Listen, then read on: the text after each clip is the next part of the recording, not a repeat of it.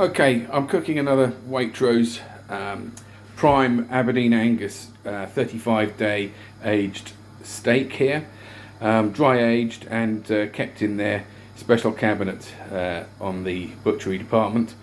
Last one I did was a sirloin. It was absolutely delicious, and this time I'm doing a ribeye, and I'm using a brand new skillet, and I'll give you a show of that in a second.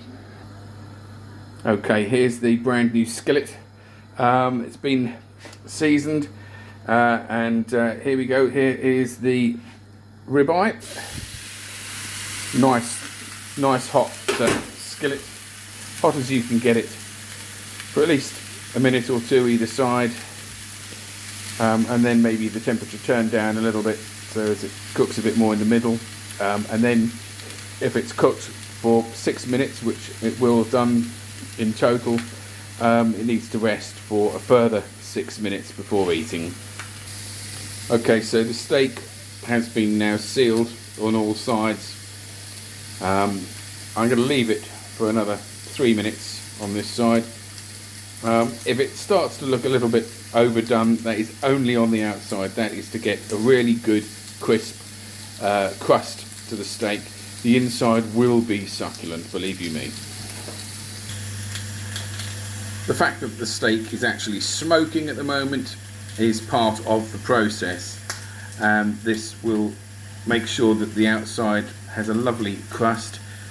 The crust is actually just a little bit of black pepper and sea salt, whereas this used to be frowned upon.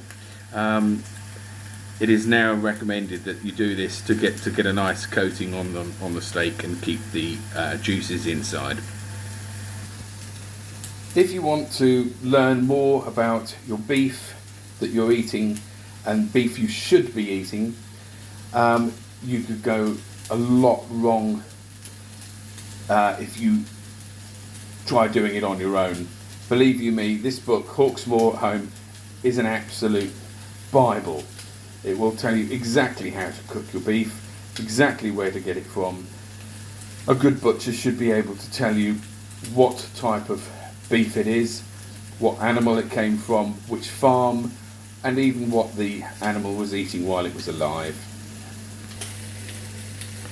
There are wonderful pictures in here of what your meat should look like when you purchase it from somewhere reputable. There's lots to read. Goes into great depth of the history of the cattle in this country. Not only beef, but pork as well.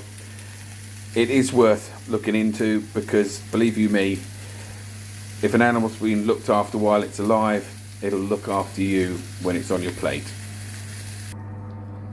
Here you can see how succulent the meat is on the inside, whilst having a lovely crust on the outside.